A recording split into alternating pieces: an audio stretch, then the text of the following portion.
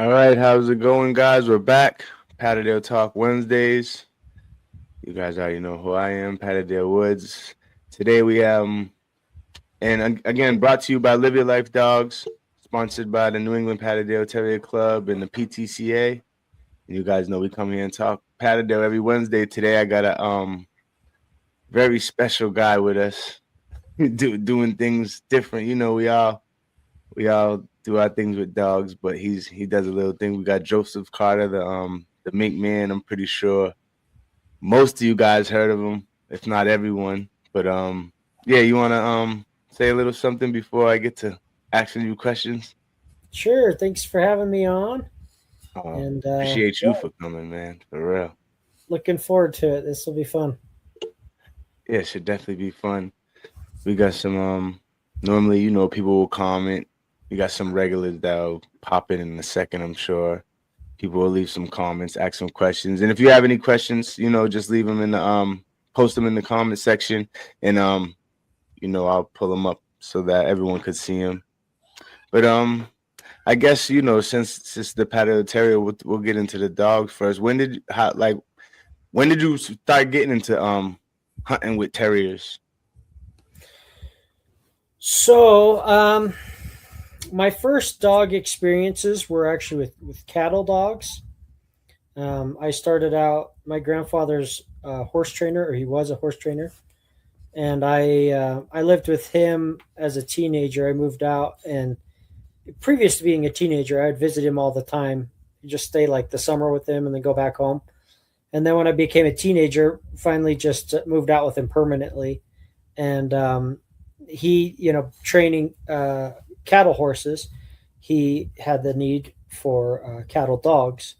And so that was my first dog. And I was interested in hunting. And so I kind of tried to train that dog to hunt. And it didn't really work very well.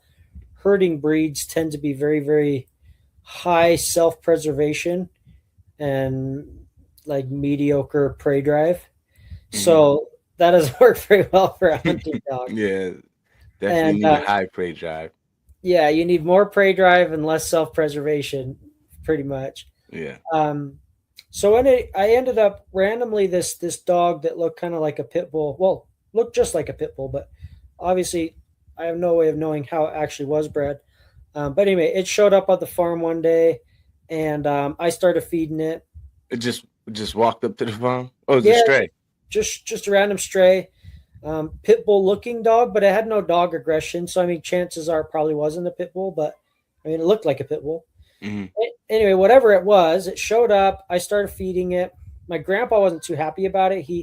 I wanted a pit bull before that, and he's like, "No, they'll kill livestock and they'll kill my cattle dogs." And I have no, he just forbade it. But when this dog randomly showed up, it was kind of harder to say no because Sorry, yeah. it wasn't like I went and got it. It just showed up. So anyway, I started hunting that dog with my little collie that I tried hunting with. Wasn't very good at it. The other thing with the collie, he wouldn't track anything either. He was kind of like a sight hound. He'd just like see stuff and go after it, but he wouldn't locate or trail. Would he use his nose at all? No, not even a little bit. I mean, maybe like wind scenting, something, but he wouldn't track at all. Mm. And I tried to get him to do it. He just wouldn't. Well, this pit bull looking dog, it liked to track. It was very natural to that dog. And we'd go kill something, and then afterwards I'd like drag it around. I'd tie it to a tree and then drag it around and hide it somewhere, and hide it up a tree or hide it down a culvert or hide it in the bushes or whatever, and leave a trail, and she'd track it without much effort. I got her tracking pretty good. And so then I had basically like a sight oriented dog and a scent oriented dog, and she would track it down. Then he would see it because it was mostly open country where we were. He'd see it trying to sneak away, and he was way faster than she was. So he'd run it down, bite it on the butt and kind of bay it. And then she'd, come up from behind and kill it. And that was kind of our goofy little hunting. Little 1-2 punch. Yeah, our little hunting team.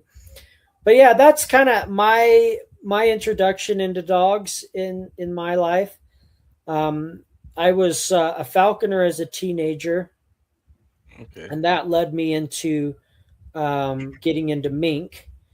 And while I had mink, um, I just hunted with mink by themselves. And I had a friend who had a little dog that he hunted with, and it was just a random mutt. It wasn't anything special. It wasn't hunting bred either, but it was like a Catahoula. So it was supposed to be a Catahoula cattle dog mix, but we think it was a Catahoula bull because its head was kind of big and stocky, and the sucker didn't like it would kill raccoons. It wasn't soft at all. And you'd think a Catahoula cattle dog cross would be, bay and mix, and he'd straight kill stuff. So Mm-hmm. we're guessing it was a Catahoula bull. The other thing was it was a hog dog. The father was a hog dog. The mother was the cattle dog. We knew that for sure. So the mother, we were pretty sure what it was. It was a collie type cattle dog, and the father was a hog dog that they said was a Catahoula, but like we never saw him. But based off of his son, we think he was a Catahoula bull something. Mm-hmm. Anyway, whatever he was, doesn't matter. Worked out for you guys. It worked out great, yeah. And this dog would track and tree and kill raccoons like nobody's business. Anyway, so he would bring it with us when we go catching rats with the mink, and the dog would like locate where a rat was hiding. We could put the mink down the hole, and he would, if the rat was escaping from the mink, he'd catch it, and he just worked out great. And I was like, man, it's really handy having that dog around. Like, we can cover country. Like one thing we do is we go down canals, and that dog could cover way more country than a mink, and he'd tell you, hey, there's something over here. Then we could just put the mink there. So instead of like having the dilly dally with the mink, we could just keep it in a cage until the dog said, hey, there's a rat over here, and then we turn the mink loose. It just made it easier. Same thing with rabbits. We go rabbit hunting. We didn't just like stick the mink in every hole and every brush pile. We could just follow the dog to where there was something, and we wouldn't have to guess. Because you turn the mink loose in a brush pile, you might not get it back for 15 minutes, 5 minutes. Like, and there's nothing there. The mink's just goofing off, like chasing mice or something, But the dog could cut the corners and say, no, skip all these other brush piles and holes and other things. There's a rabbit here, So anyway, he was so useful. The dog's name was Carl. He was so useful in pinpointing where game was, catching stuff that was escaping. He was just so much fun. I was like, man, I got to get a dog myself. So for a while, I just kind of piggybacked on him and just called my buddy, hey, bring your dog. Let's go do whatever we were doing, And pretty soon I was like, man, I got to get my own dog, because he started getting busy and doing his own thing and couldn't come when I wanted to go. And so then I eventually decided to get a dog. And I didn't start with a terrier. That was going to be my question. What type of dog was that? She was a pointer lurcher. Her name was Onsa. And a lurcher, for those who aren't familiar with that term, most Americans aren't as familiar with that term. A lurcher is basically any sight hound crossed with some other working breed. And so typically what they do is they name the other working breed. So if it's let's say a greyhound crossed with a collie, they would just call it a collie lurcher. Or if you had a pit bull crossed with a whippet, you'd call it a bull lurcher. Or, I have a lurcher, 50% greyhound. She's 50% greyhound, and the rest is German pointer, bull terrier, and American bulldog. She's about 7-8 months. Cool. We're getting her working, but keep going. So yeah, my one was a pointer lurcher, which is not as a common of a cross, but some people do them. It was an English pointer, but she actually was heavy on the sighthound side. She was only 1/8 English pointer, so at that point you could barely call her a lurcher. she's 1/8 pointer, and then the rest was like racing greyhound or hot blood, if you're more familiar with that term. Hot blood, which is just a track bred greyhound, and then stag hound, which is a coyote hunting greyhound. And I think she maybe had a tiny bit of Saluki in her. But basically, she was 7/8 some type of greyhound, 1/8 English pointer. And she was a fun dog. She didn't have as much nose as I was hoping, which makes sense. She was only 1/8 pointer. I really wanted more like a quarter pointer or even a half pointer, but I mean, I didn't have very many options, so I took what I could get. And she was a cool dog, but not quite as much nose as I was hoping. When did you get your first Patterdale? Let's see. Okay, so I went hunting down in Louisiana. Oh, I don't know what year it was. I'd have to go look it up. But it was a while after that lurcher. I went. It would have been, I don't know, maybe 5 years after that lurcher, something like that. Maybe not quite 4 years, something like 4 years, okay. I went down to Louisiana and I was hunting nutria with some guys down there, and they had a little Patterdale, and they said, "Hey, this dog was given back to me because the previous owner couldn't get it to stop killing their livestock. He was killing like goats and chickens and stuff." And they're like, "Hey, they give this dog back. I don't really want her. Like, I've got my own dogs." They're like, "Do you want her?" And I'm like, I'll be here for a week. Let's take her out and see what she's like. So we messed around with her, got her on some nutria and stuff, and got dug to some armadillos on accident. That wasn't the plan, but she went down into some armadillo holes, and she bolted a nutria. Anyway, she was a fun little terrier. I thought, man, she's cool. And she had a little bit more of an athletic build than most Pats, and nice tight little chest, could really wriggle into places. And I worked with her a little bit. I'm like, I think I could break her to the mink. She was like, I don't remember. I think she was older than 1, but younger than 2, so like 18 months or something like that. Like quite a bit older than 1, not just like 14 months or something. So she'd have been like 16, 18, 20 months old, something like that. She had killed mink and, like I said, killed livestock and with the previous owner. But I was like, you know what? I think I could break her to him. So I took her home, just got her introduced to the mink, basically went, kill a rat, good girl, kill a rat, good girl, ignore that mink.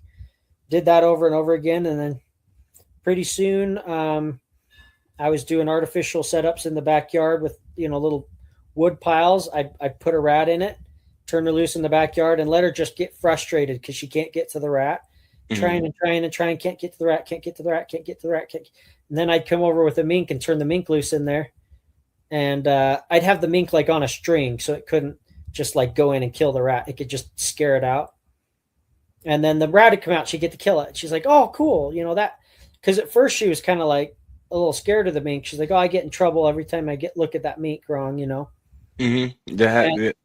But I fed her as many rats as I could in between, so she didn't get scared and think she couldn't grab anything. I didn't want her to get. She just had to learn to separate the two from one another. Yep, this animal's a no, this animal's a yes. This animal's a no, this animal's a yes. And then pretty soon combine them together. Okay, this animal gets the one out that you can kill, And yeah, just little by little broke her to the mink. And then I had to then break her to chickens and sheep and things like that. And is that what you do with like all your dogs when it comes to getting them used to the mink? I know people with ferrets, like if they get a new puppy, they'll do stuff to even where they'll have like the ferrets and the puppy eat together. I don't do anything like that. Mink are too mean for that. They try and eat the puppy. But makes sense. Straight up have to make sure the mink don't eat the puppy. Like they're mean. Yeah. But yeah, I just take them on leash, and so the mink can't grab the puppy and the puppy can't grab the mink, and let them walk together. And if the puppy gets prey like focused, then I'm like, depending on what stage it's at, I'll either say no, don't do that, or I'll just be like, hey, he can't be around the mink for a while, because the last thing you want to do is accidentally make the dog think he's not allowed to get stuff. Yeah, you don't want to cur him. Yeah, you don't want him to be convinced, oh, I'm not allowed to kill anything. So if if it's too early on and they're showing pretty intense prey drive towards the mink, okay, you can't see mink anymore. I'm gonna get you solid on what you can kill. So you've got that in your head and you know you're allowed to, and there's no confusion. Then I'll bring you back to the mink. And let you learn the separation between the two. Yeah, because the last thing you want to do is tell them no, no, no, no, no, and then you go to get them on a rat, and they're like, "Okay, I won't do it." They're like, "No, no, this one you can." No, you told me no. You know, so you have to be very cautious, in my opinion, to do it right. You want to have 10 yeses for every no. Mm-hmm. And so it works two ways. You've got two different types of dogs. You've got dogs that are so driven that you tell them no, and they just give you the middle finger. They're like, I don't care. I'm going to do what I want. And then you get dogs that are so timid that you tell them no, and then they won't get anything. Okay, I won't kill anything because I want to make you happy, or I'm really nervous or whatever. So either their prey drive just not that high. Yeah, exactly. So either one of those dogs, well, it doesn't even necessarily have to be high prey drive, low prey drive. I mean, I've seen bulldogs. Bulldogs are famous for this. They could be crazy high prey drive. And if you tell them no a little too harshly, they won't do it again, and you can't get them to. And people are like, oh, pit bulls are just killers, blah, blah. No, dude, terriers are just killers. Yeah. Pit bulls have a very sensitive side to most of them. I haven't seen one that doesn't. I'm sure somewhere there's one that's like a terrier. Pit bulls, you just got to catch them early. If you do everything early, then a pit bull will do whatever you want it to do. Well, I've gotten them at 19 months old, 4 years old. I had a 4-year-old pit bull with such high prey drive, she would go after fish in a fish tank. Mm-hmm. Like you couldn't even have her around a fish tank. She'd go bash her head into the tank because the fish was like, she was crazy high prey drive. She would work herself up to where she was panting like she just run a mile, and she's just sitting there. Just this dog was crazy high prey drive. I accidentally taught her not to get rats. And how did you accidentally do that? She grabbed a rat, and another dog came and grabbed the rat from her. It was my dog, and the dog knew better. It was just a terrier being a butthole. Terriers are good at being buttholes. And it ran over and snatched her rat. And I said, you don't do that. You don't take her rat. And she thought I was mad at her. And she's like, okay, I won't get rats anymore. And she just shut down. She was 4 years old.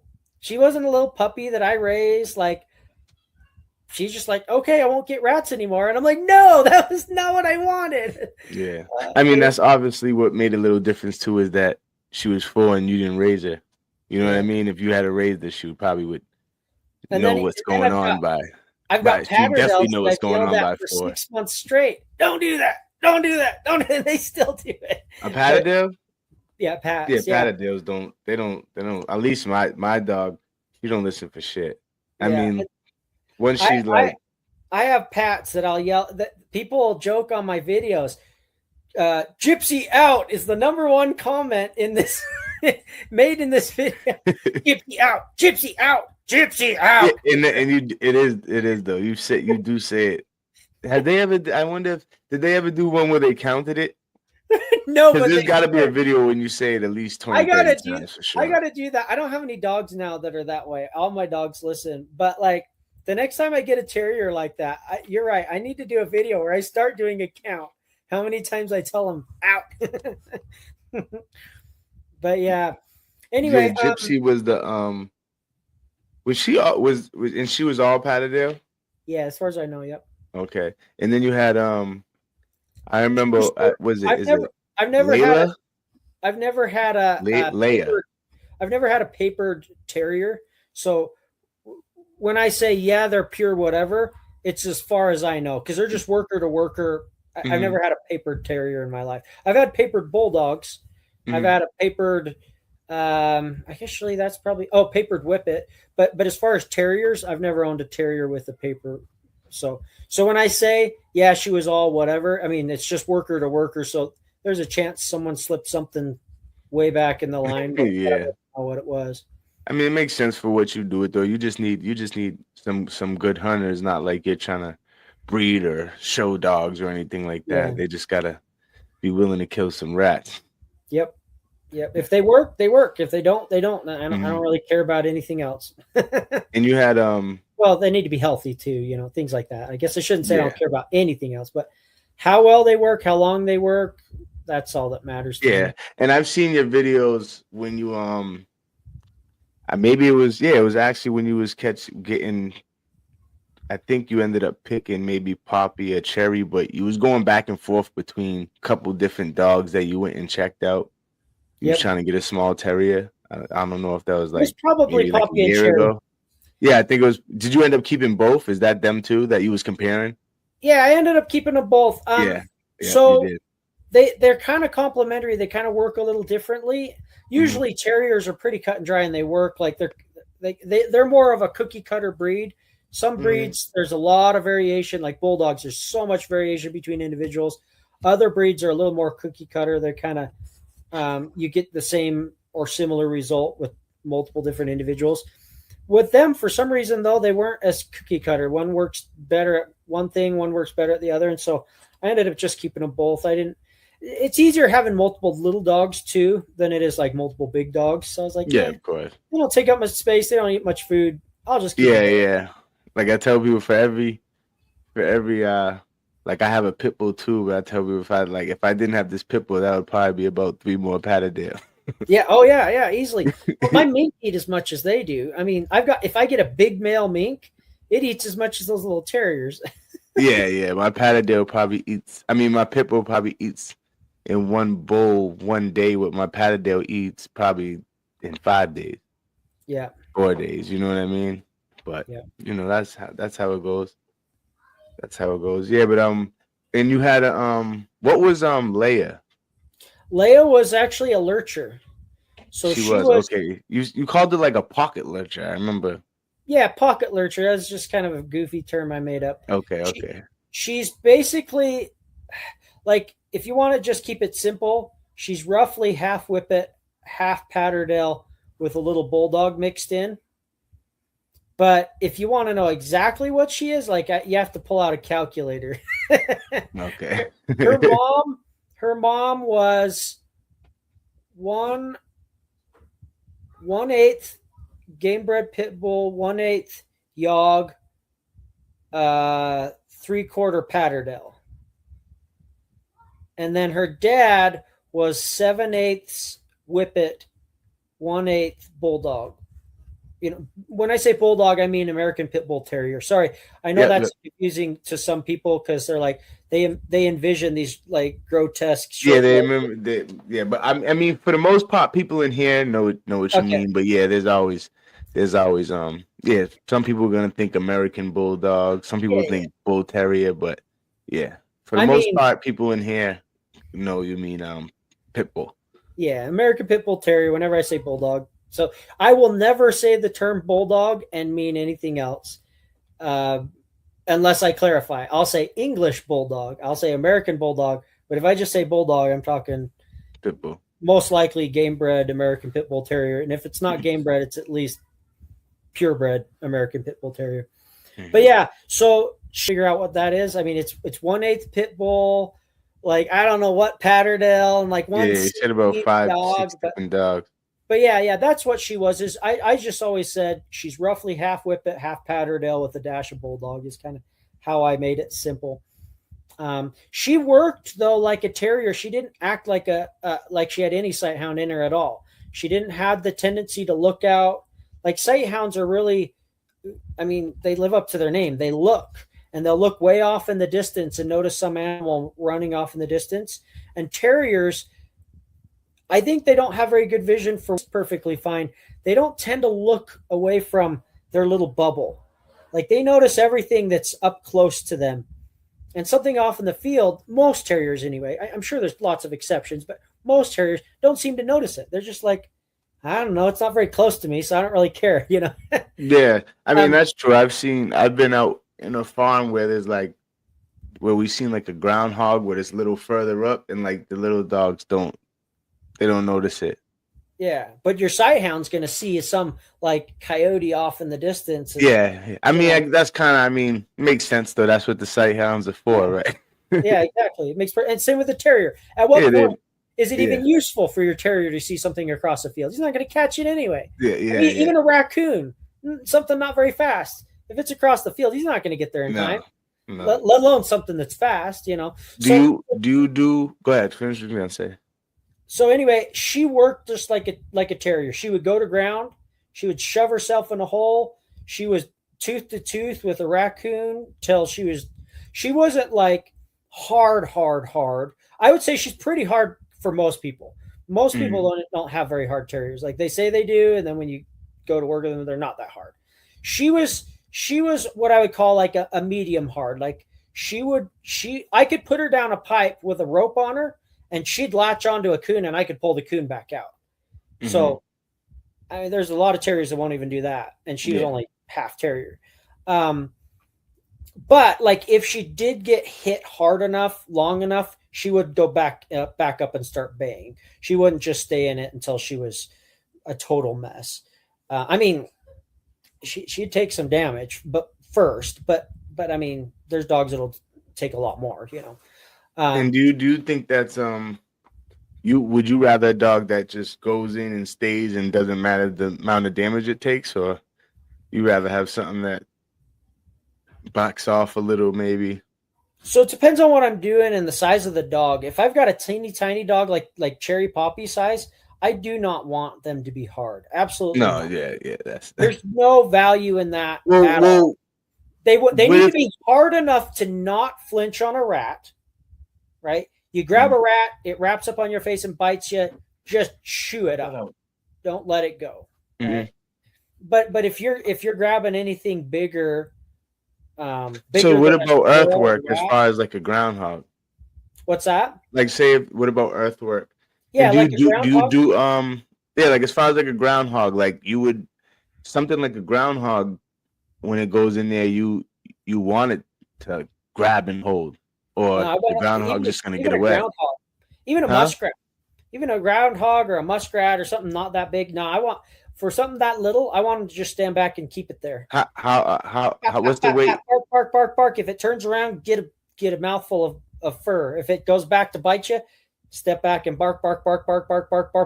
If it turns around, get a mouthful of fur. If it goes back to bite you, let go. Yeah, we don't. We like to over here we like the Patterdales that go in the hole and just engage. Yeah, and so for me, I got to work them the next day and the day after that and the day after that, and I don't want them laying up. Yeah. So I've got bigger guns for that. That's what my bulldog's for. Yeah. So well, the bulldogs, and we all have them. The problem is they just can't get into to get in these groundhog holes. It's you need a dog that's like maybe 10 to 14. After that, it gets kind of too big. Oh, for sure. Yeah, there's no way they're going to fit down a groundhog hole, not even a little bit. But we out here we've got a lot of bigger dens, so like beaver holes. Obviously, everyone's got like culverts and irrigation pipes. You guys probably don't have irrigation, but we have irrigation. So a lot of places they're trying to drain their fields. Like if you go in the Midwest and the South and stuff, they're trying to drain their fields. With the West, we're so dry. We're trying to bring water to our fields because we don't have enough rain. And so the farmers have all kinds of different apparatuses around the farm to bring water to their crops. And you end up with raccoons and we don't have woodchucks. We have what's called rock chucks. It's basically the Western version of a woodchuck. They're a little more colorful. Really, I should say a lot more colorful. They're slightly smaller, but not by much. Just they're slightly smaller, and they're more colorful, and they're close relatives. Yeah, anyway, you get rock chucks, you get raccoons, you get different foxes, different stuff hiding in those irrigation pipes, and a lot of times they're big enough to have a bigger animal than just like a little terrier, and you could send either a real big terrier or a real small pit bull or something like that. And these rock chucks, they They look like little they look like groundhogs with smaller heads. Yeah, they're very similar. Very similar. How much do they weigh? The biggest one I've ever caught, I seem to think it was about 13 or maybe just under 13 pounds. But that's the biggest one. That's not like normal. I'm just saying that's like the biggest. I don't even know what their norm is because I don't catch them enough to be able to give you a good idea. Yeah, it says right here 3.5 to 11 pounds. So yeah, they're a little smaller than I think groundhogs get about 15. Yeah, if you got a 3.5 pound one, I mean it's still growing. That's like a big small squirrel, right? Yeah, I mean that would be, I don't want to say a baby, but it's not. I wouldn't think it's an adult. No, definitely not. I would say more like I don't know, 7 pounds would be a smaller adult. 6 even maybe, but definitely not like under 5. Anything 3.5. They're definitely. And I honestly don't catch enough for me to really be saying this. But if I had one that was 5 pounds, I wouldn't think it's an adult. I'd be like, this thing's a baby. But I don't catch them all the time, so it's not like I have hundreds and hundreds to go through and say, oh well, this is how big they normally are. But yeah, they're just a little smaller than a woodchuck or a groundhog, whatever you want to call them. Very similar in every way. The biggest difference is their color, and there's quite a bit of overlap in size. They're not a big rock chuck is gonna be almost as big as any woodchuck you'll see, so.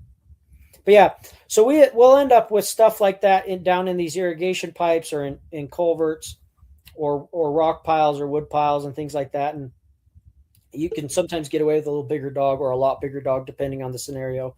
And then especially when you get beaver dens, I mean, that you could send a mastiff down a beaver den. You're not worried about size most of the time. I can crawl in some of these beaver dens. Yeah. So I mean, it depends on the den. There are tighter dens for sure that you want a smaller dog. Smaller meaning smaller bulldog. I don't mean smaller terrier. Mm-hmm. Dapper Trapper has a question. Yeah. Has Bindi ever got after a badger? No. We have badgers locally, but I rarely see them. It's like once every 5 or 6 years. So no. Oh, so you don't see them like that. We have them. I just not very many and not very locally. Like if I went out and I'd have to go to like different areas and I usually hunt, and I could probably find some. Not too far from here. Just like it's just not the areas I hunt. Yeah, it's not, and obviously it's not what you do. No, I'd like to hunt with a badger, to be honest. I think they'd be really, really useful for some of those situations where we're digging a lot, digging up rat holes. We're just digging. It would be really fun to have a badger, but the problem is it's just legally complicated. Otherwise, I would have done it forever ago. Oh, so you looked into it before? Oh yeah, I'd have one. I would have done it and still have one, probably, assuming it actually worked. But yeah. Obviously, it's just a theory. Until you do it for a number of years, you can't really say how well it works. But I think it would work. I don't see why it wouldn't. I mean, I don't know. You probably one of the only people out here trying to tame or thinking about taming a badger, but well, mink are about as mean as you can get. The badger's just bigger. Yeah, a lot bigger. I like to hunt with a badger. So I was like, I never even heard anyone even kind of think about something like that. But I'm not surprised that you said it, to be honest. Yeah, well, they're absolute digging machines. They're just dig. That's their whole body is just made to dig. And there's days on certain jobs, and to be honest, it wouldn't be something I'd use on a regular basis. I don't think. I think it'd be very specific jobs. But when I get on one of those jobs, literally that's all we're doing all day long is we're just digging up rat holes. And my dogs will dig and dig and dig, and you know, they're dogs. Dogs are not made to dig. Even terriers, people are like, oh, my terrier, my dachshund or whatever is a digging machine. No, they're not. They're not digging machines. Their paws are little round things with these little short claws. Badgers they're digging. They're good at digging for like their size and for dogs and what they are, but they're not. They're not. I mean, a badger's paw, a 15-pound badger has a paw bigger than like a 90-pound dog, and it's got claws longer than any dog on this planet, unless it's just been horribly neglected, you know. and he's just, and their muscles, everything on their bodies just made to rip up the ground. Yeah. Oh yeah. Anyway, it's all theory, obviously, until I actually do it. But I think I could do it. I found someone who's trying to get a mink. It's like a mini zoo, and they want to get a mink. And so I'm gonna see if I could partner with them and see if maybe they could get the licensing and I could work the badger, and I'd be like a employee or whatever, a trainer or whatever for them. And so basically it would legally be the zoo's badger, but I would go and take it on jobs. If we could work something out like that. I don't know. It's all up in the air right now. So I've tried this with another organization and they just never got their licenses. So we never went through, and not yet anyway. This other one, it sounds like they already have their licenses because they have otters and stuff. So, and wolves and like coyotes, a bunch of stuff that are typically not very, like the general public can't own. So I might be able to just get a badger through them, and then I'm like on their roles as the trainer. And from what I understand, it's like, isn't it not? I mean, I never got it, but wouldn't it be harder to get a like a license to have otter than badger? Or well, they are non-native otters, so I don't know. Maybe the badger would be harder. But if they can get non-native otters, why not non-native badgers? So either, whichever is easier, I don't care. Get a honey badger if it's easier to get the non-native type. Get an American badger if it's easier to get the native type. Whatever is easier, I don't care. I think they're both digging machines. The American badger is a little more specialized digging machine, whereas the honey badger is a little more of a generalist. Like they can climb trees and a bunch of other things too. So, but I think either one would be way more advanced digging machine than dogs and me. Yeah. Like I honestly have I've gotten down and dug with my hands because sometimes you can't use a shovel or you'll collapse the burrows. And so same thing with when you're doing the earthwork with the Patterdales for great groundhogs and stuff. Sometimes you gotta, depending on the angle of the hole or where you're at, sometimes you just gotta get in there with your hands because a shovel might not angle right, or whatever the case might be. Yeah, certain soil types you have to use a shovel. Other soil types you cannot use a shovel. Some it's like you kind of go back and forth, shovel, hand, shovel, hand. It just depends on the soil type. But there's some soil types where I'm literally down there sticking my hand in the hole, ripping it up, sticking my hand down, ripping up. And that's the only way to keep from losing the hole. And I'm just like, and I'll do that motion, just like hand down, rip it up, hand down, rip it up, until my arms are just like sore. And half the time I've got like bites on my fingers or scratches on my hands, and I'm down there, man, it's exhausting. It would be really cool to have the badger do what it does anyway in nature, just fly through that dirt. And then I would assume they've got some type of sensing abilities. Probably I would assume sense of smell, but maybe some other able to feel vibrations or sound or hear sounds or something. I don't know, but I'll bet you, with them being such a specialist at digging up prey, they probably have abilities above and beyond what the dogs do to locate where to dig as well. Yeah, definitely. I definitely think they do they would have the vibration thing, because isn't that what like moles use? Isn't moles kind of like all nose and like they can't even see or something? It's just all vibration and nose, I guess. Exactly. So I would assume whether it's just hyper strong sense of smell or something, I'll bet you badgers have abilities to be like, hey, there's a rat here. Whereas the dogs, like, I'm not sure, because you think about it in nature, how often are canines digging things up? Like it's a very small part of their repertoire. You know, of course, they're a lot better diggers than like cats. I'm not saying they don't dig at all, but they're not specialists at digging. So you would think a specialist like a badger probably has some senses. I'm assuming smell, but maybe something else that allow them to know, hey, there is something here. Let's dig here, rather than just kind of like digging everywhere the way a dog kind of seems to do a lot of the time. Anyway, it's all theory. It would be fun to try, and I hope before this life's over, I get to find out how useful it actually is. Because ideas that sound wonderful, sometimes they just fall flat on their face. You know, and there's only one way to find out. Only one way to find out is try it, see how it goes. Oh, here's another question. Mink Man bred Bindi and calls her a working bred pit bull. Is he gonna make his own bloodline of working bred pit bulls? Probably not, because you said you really don't do the paperwork or know the bloodlines or anything like that, right? I do with the pit bulls. So Bindi, I did not breed her. I acquired her from a gentleman down in Texas, and she was bred to do what pit bulls do, and then I trained her not to do it. Mm-hmm. And focused her drive towards prey, rats and raccoons, and not towards what her natural inclinations are. Mm-hmm. And she's great at it. She has no. Yeah, I watched plenty of videos you have in Bendy's.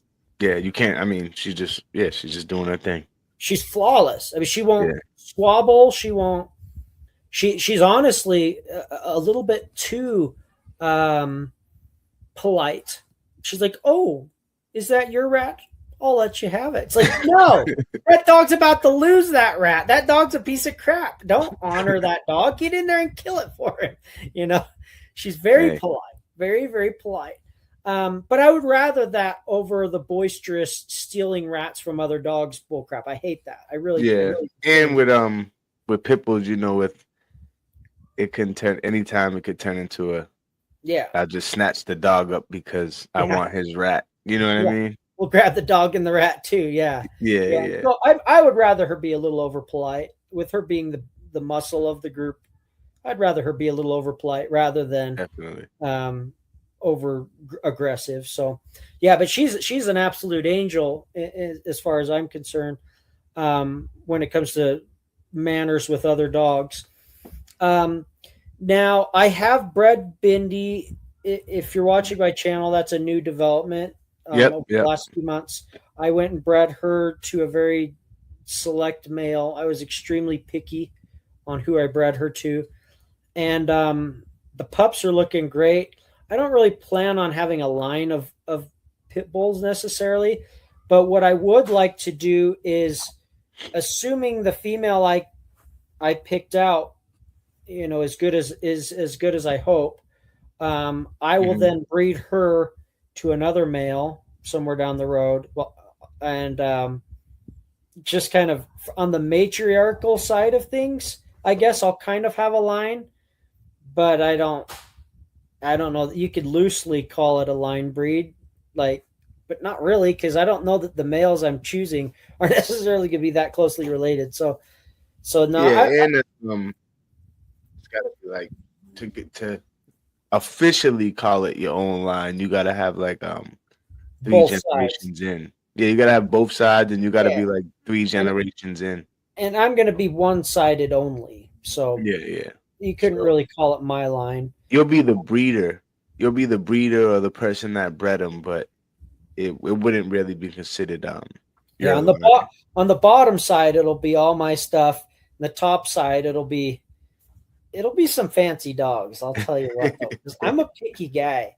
Yeah, I've seen that in some of your videos. I've got a guy that I'm. If I can talk him into it, I'm going to put some old school, been in the freezer since before I was born kind of stuff. But I think I might be able to talk him into it with this female that I've got, because with who her sire is. So we'll see if I can really talk him into it. I can't say any names, because the minute I say what dog we're talking, but he's got every title a dog could ever have, and he's old school. Like I said, his sperm's been frozen longer than I've been alive. So, Okay. but yeah, we'll see if that ever happens. If it ever happens, you guys will probably never know, because I won't be able to say the dog's name. But anyway, we'll see if that happens. But this time around, though, I didn't go back in time, but I bred to the best thing living, as far as I'm concerned. Um, as far as I'm concerned, he's the modern day Jeep, the modern day. And pick your great that you want to name. He's a producer of producers. So anyway, we'll see how these pups turn out, but I really like what I'm seeing so far. Really smart, athletic, confident little pups. And of course, there's only so much you can tell from a pup. She might be a total flop, but I mean, for a puppy, she's looking really good, and her brothers too. I mean, we can only, you can only hope for the best with the Patterdale Terrier, any dog that whatever you're trying to do with it, you get it, and you do your best with it and hope for the best. You know what I mean? Yep, that's all you can do. My thoughts are going. He wants a hint. What does he want to hint at? What I bred her to? Yeah. No, I think he wants a hint on what what you're trying to. Which you're trying to breed Bendy to, which the old fashioned, the old blood chosen before you. But let me think. Okay, I've got the perfect. Don't say too much. You don't want to ruin it for yourself. No. Because if the guy finds out I'm talking about it, he'll be like, "Oh, hell no." My point exactly. So let's just say the dog's name, and don't if you can guess it, don't say, "Is it this?" Okay, you guys just keep it to yourself in your heads. Okay, so the name of the dog, he has every accolade a dog could ever have of the highest level. I mean, not like tornado stuff. Obviously, there's only like a couple dogs in the world who've ever gotten that high. Mm-hmm. So I'm not saying tornado, but other than the double GR, he's a GR, GRCH, and a ROM. And his name is the same name as an animal that I think would be really cool to have. And if you can't figure that out, then I can't help you. So anyway, and it's so up in the air, and I might have just ruined it by giving that much detail. So we'll see. But yeah, the sire that I bred her to, like I said, he's an extremely consistent producer, and I'm really excited to see what he throws in Bindy's pups, because Bindy's a pretty cool dog. Was there a terrier that got stolen from you? Oh, nice. Yeah. Yeah, there's not really anything to say on that. People are pricks. I was out hunting along in a public area, doing pest control, I should say, rather than hunting. I mean, it's the same thing for me. Hunting and pest control is one and the same a lot of times for me. But anyway, I was doing pest control along a canal, and that section of canal was near a hiking trail / golf course. And yeah, someone helped themselves to my dog. So I don't have any. There's no news on it.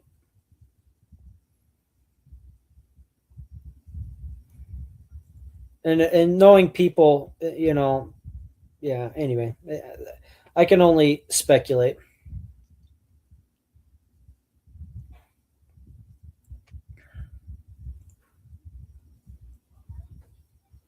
But yeah. But yeah, one of the cool things I'm liking about these little pups that Bindy had is they're really, really smart. They they have that high desire to please that Bindi does, to the point where it's, it's almost a flaw. You got to be careful not to hurt their feelings or something. But a lot of drive, really high drive. Both the female I picked and the male that my buddy picked have seen raccoons. We won't let them touch them, like even the dead body, because they're still being vaccinated. They're so little, they don't have their full vaccination yet, but they'll scream their head off at a coon, just squirming to get out of your arms and going bonkers. And they're just a tiny little puppy. So I'm excited. Here, just a couple more weeks, we'll let them start chewing on a dead coon. So what we'll do is we'll go out hunting with Bindi, or do a pest control job with Bindi, whatever we happen to do. And then when she gets on it, we just hold them back off the ground. We don't put them on the ground with a leash just in case something happens. So we hold them up off the ground and just let them watch. And then when she finishes it, then we'll let her chew on the fresh one. Well, it's still warm, but no longer a threat. And they're dying to do that now. And they're just, like I said, they're not even done with their vaccination schedule. We can't even let them chew on the carcass yet. They're just screaming their little heads off. So, but that's how Bindi was too. Bindi was the same way. She was, I didn't introduce her until she was done with her vaccinations, but it was with Boss, my bull lurcher. He'd catch one and then I'd let her watch. And then as soon as it was done, I'd put her down and she'd hit that throat, and I'm excited to finally let those little pups hit the throat, but they're just too little now. Like I said, I don't want them. Raccoons are dirty animals. I want to make sure they're fully vaccinated before they get that in their mouth. Yeah. Don't want any mistakes. People talk about rats being dirty, but raccoons are way dirtier. You think so? Oh yeah. Way worse parasites, at least for a dog, as far as a dog's concerned. Yeah. And people too, because raccoons carry rabies, but rats don't. Rats don't carry rabies. Yeah, was it rats and possums, right? Well, any small to medium sized rodent. So I think woodchucks are about the smallest rabies carrying rodent. Everything smaller than a woodchuck shouldn't be able to carry rabies. I've heard lots of theories why, but I don't know that anyone really knows. But like muskrats, squirrels, rats, mice, none of them are a rabies risk at all. Some people will say, oh, well, they're too small, but that's not true, because bats carry rabies like crazy, and they're way smaller than a rat. Yeah, that's true. And weasels can carry rabies, and they're smaller than a squirrel. So it's nothing to do with size. I don't know exactly what it is, but bigger rodents like woodchucks sometimes can carry rabies. Beavers have been known to carry rabies. But anything smaller than a woodchuck, if it's a rodent, an actual rodent, and not smaller any other animal, because there's like skunks are smaller than a woodchuck, and they're crazy high rabies carriers. So you can't. So it's got to specifically be a rodent and smaller than a woodchuck, and the rabies risk is almost nil. Can you say the name of the living dog you bred to? No, I'd rather not. All right. He's I'll give you some hints on him. If you could figure it out, good on you. He's black. He went at 33 pounds. He's from Ukraine originally, but he's known worldwide. He's got dogs on the ground. I don't know, maybe not worldwide, but many parts of the world. There's I should be able to do some play on his name. Let me think. His name. Now, come on. Let me think of a little riddle with his name. A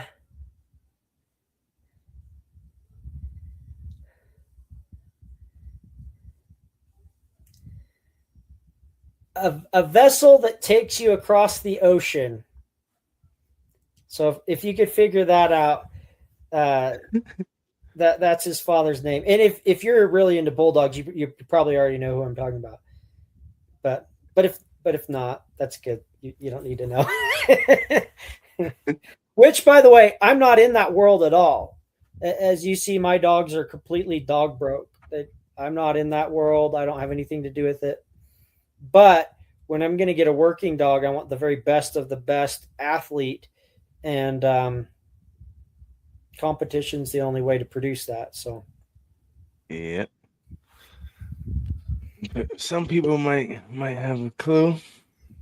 Yeah, if you know very many, yeah,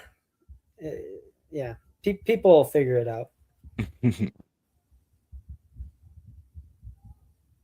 So basically, yeah. Sorry. Yeah, the story of the terrier. Yeah, so that little terrier, her name was Gypsy. I got Gypsy from a friend of mine. I was needing a little terrier and didn't have one at the time. Leia was the smallest dog I had, and she's 21 pounds. So I mean, not a very small dog. I mean, not a big dog, but not a tiny dog for sure. 21 pounds, and I needed something tiny. And I had a job in a attic where there were some raccoons, and the attic down where it got real tight, they would just avoid us and go down in this tight area. And the raccoons were trap broke, or trap shy, whatever you want to call. They'd been trapped in a cheap piece of crap, have a heart, and then broke out of it.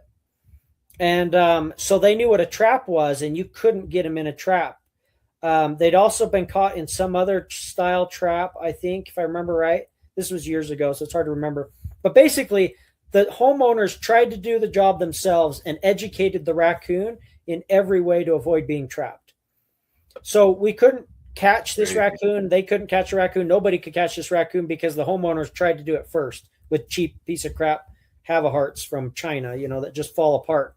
Yeah. So anyway, that raccoon could not be caught any other way. And every time they tried to seal up the opening into their attic, she would just rip their house apart, finding new ways in. And so it was just an absolute mess for this family trying to get rid of these raccoons. And so I was like, man, I need a little dog to get in that little tight crevice where the roof kind of met and got real skinny, and they were just getting down in there. And I didn't have that little dog at that time. My little, so back to my first terrier, you guys probably wonder, well, what happened with her?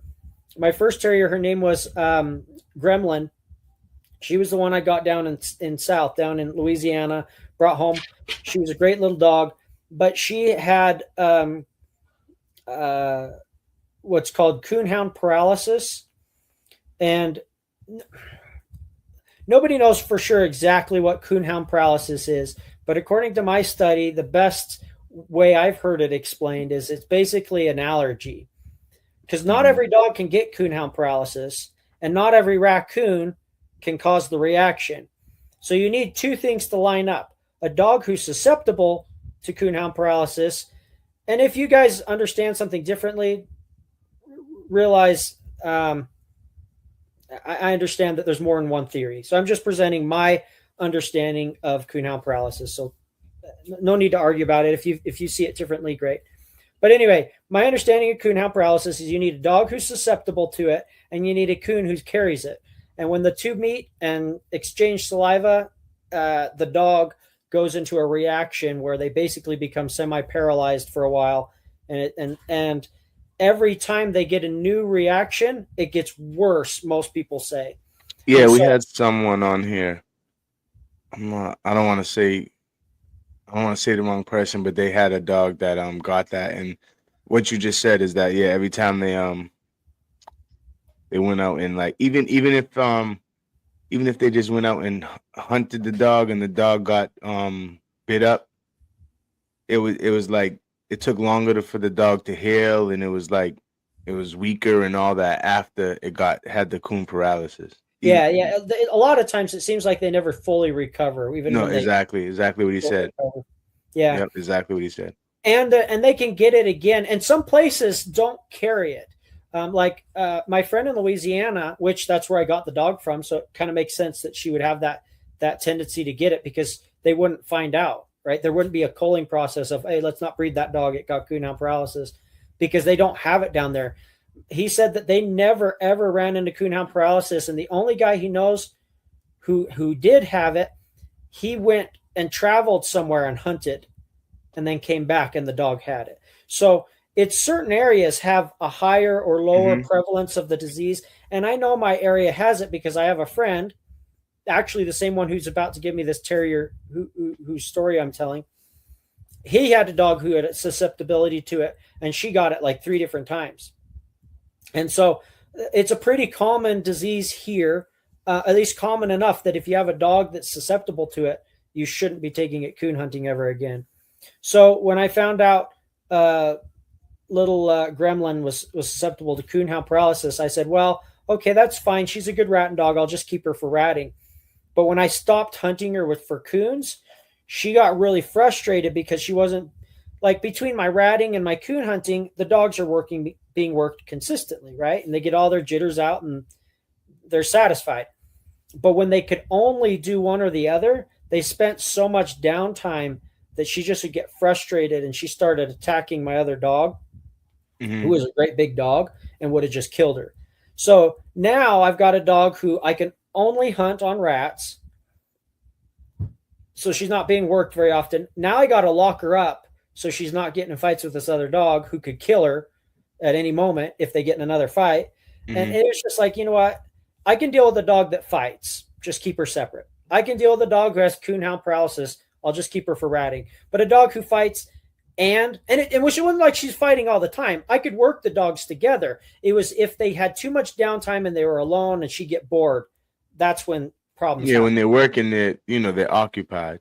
Yeah, it wasn't like a constant problem. It was just, it would be a random, like she could go 6 months without an issue. And then one day when things were a little too boring for her, boom, crap would happen. So anyway, I was like, you know what? I could deal with one thing or the other. The dog fighting, sure, just keep her separate. The dog having susceptibility to the coonhound paralysis, that's fine. Just don't hunt raccoons. But when I had a dog who had both in the same package, I was just like, you know what? It's not fair for this dog just to be locked up all the time.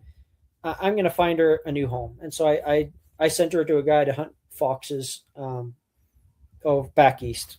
So when I moved her along to the guy to go hunt foxes back east, I now had a hole in my team. I needed a little tiny terrier because the smallest dog I had was Leia that was 21 pounds. That's not a very small dog, No. So back to, sorry. I realized I hadn't explained that part. So back to the story. So I had this job with the raccoon that couldn't be trapped, trying to get it out of the attic. So I called my friend. I'm like, hey, you have a little tiny terrier, don't you? I think you told me about this little teeny dog. He's like, oh yeah, I got this little dog named Gypsy. I'm like, is she old enough to work, right? And she's like, oh yeah, I've been working her a little bit. And I think he'd actually took her out with me once. So now that I think about it, I'd already seen her once or twice with him. He's like, oh yeah. I'm like, well, I got this job. Could you come help me with it? And he's like, sure. So he brought her down. We stuck her in the attic, and she squeezed right down in there and got the coons out and worked great. I was like, man, I really like that little dog. I'm like, would you by chance be willing to part with her, or are you pretty in love with her? And he's like, oh no, man, I totally would part with her. I'm like, okay, I'll be honest, I'm not sure. I just saw her work once, but if you're okay with it, let me take her for a little while and see how she works out. And then if I like her, I'll keep her. If I don't, I'll just give her back to you. And he's like, oh yeah, I'm cool with that. So anyway, that's how I got little Gypsy. And she was a cool little dog. She wasn't very athletic. I really wish she was more better built. Like she really had I kind of almost think she had dwarfism or something. Like she kind of had a funny little build. Yeah. Not too much agility. Not very agile, but she tried really hard. Like, to give you an idea how hard she tried, if she couldn't fit in a hole, she would back up and run at the hole.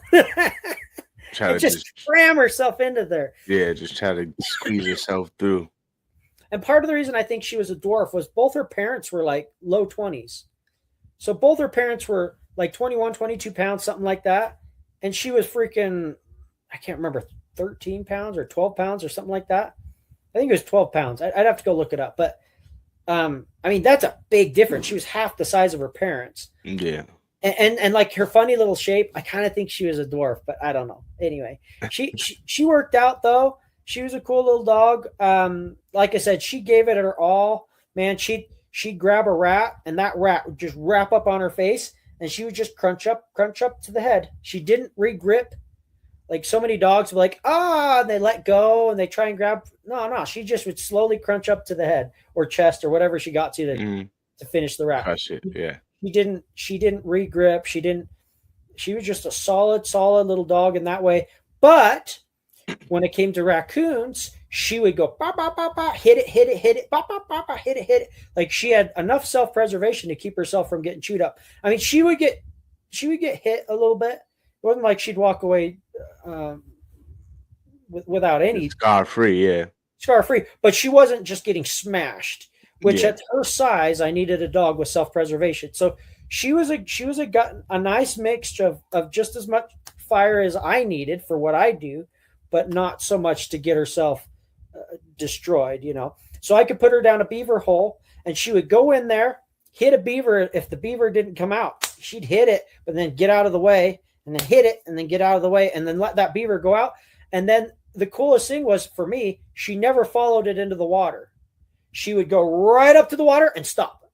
Maybe have her feet in the water, but she wouldn't swim after it. Some of those little, which is dangerous. Like you don't want a pit bull swimming after a freaking beaver, let alone. No, you don't want. I mean, you know how it goes. You don't want any land animal fighting any water animal in the water. You know what I mean? Aquatic animal.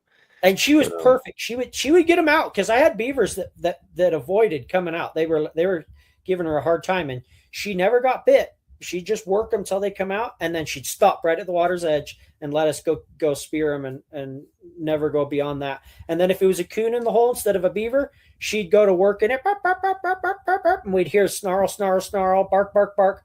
Be like, okay, send in Bindi, and Bindi go in, because you don't want to send the pit bull in before you know there's no beaver in there, because if you don't want them tangling with a beaver, beavers cut down trees for a living.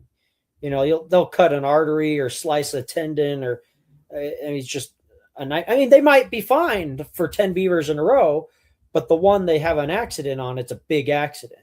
And I have no interest in playing that game. So we send the little terrier with just enough confidence to get him out, but enough self-preservation not to get hurt. And so far, it's worked wonderfully. I send that's part of the reason you were saying you want those hard terriers that just nail the woodchucks. The biggest reason why I want one that has that self-preservation is I'm sending them in after beavers. I do not want them latching onto that beaver. Absolutely not. I want them to bark, nip, stay out of the way.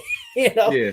I mean, you're doing a different type of work. And if I was using my Patterdale, she's about 10 pounds. Like, I'm obviously not sending her into no anything really where I know there's something just too big for her, because she's gonna get herself killed, because she's gonna engage. You know what I mean? So exactly. It's a beaver, a big badger, fisher, or whatever. She's just gonna engage and try to shake it up like she normally does. But obviously she's not shaking up no beaver or anything. But that's kind of like, I mean, most people I know with Patterdales have several of them, because like you said, you could like, boom, okay, you've been waiting all winter for the summer comes so you can hunt when it's hot. The groundhog season came, and you went out hunting one day and your dog gets beat up, and now your dog's down for a month and a half.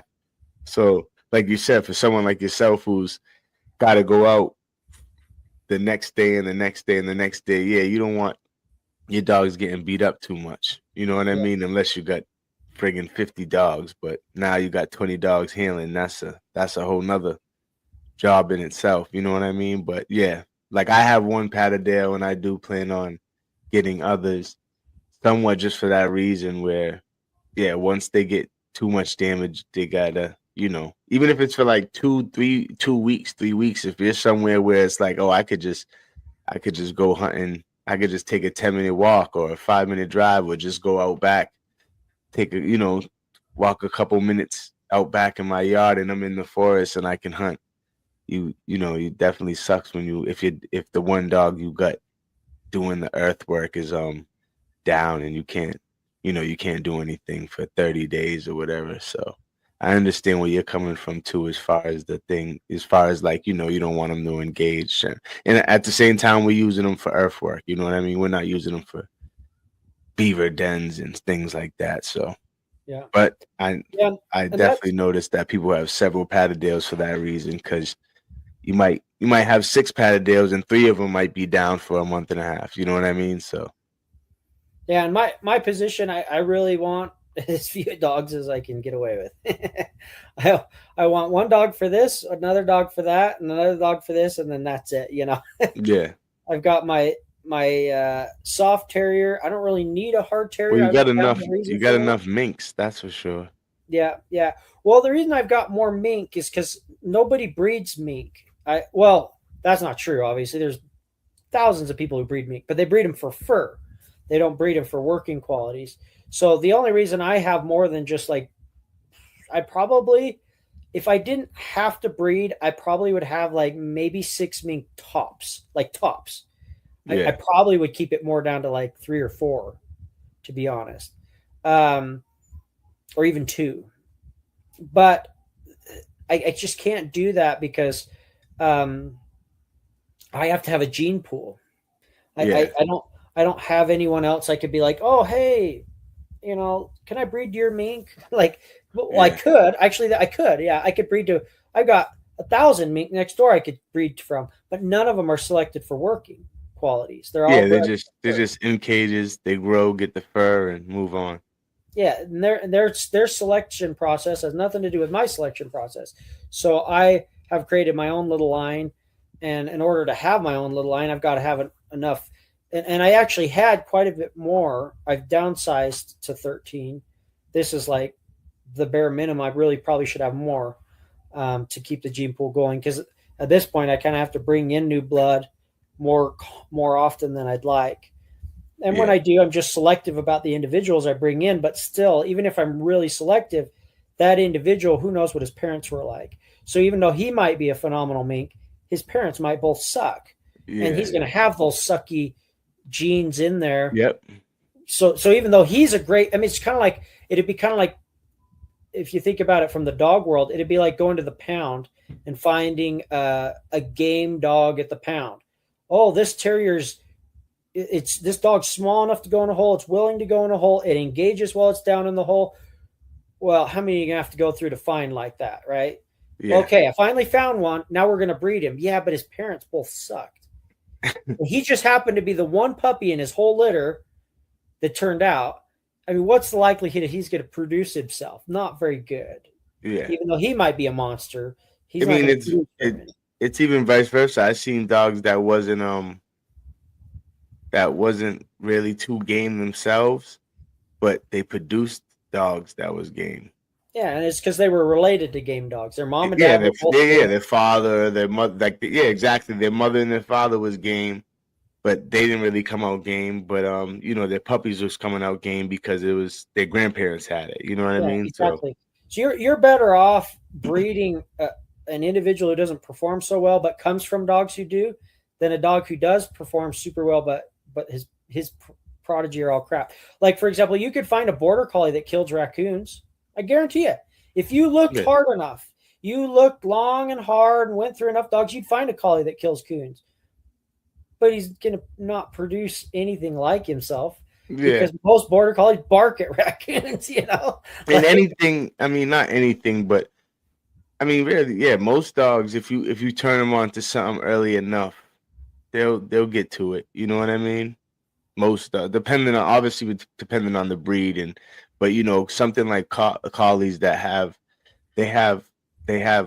maybe not a good hunting drive, but they do have a strong drive. You know what I mean, for what they do. You know what I mean? So yeah, they have work ethic for sure.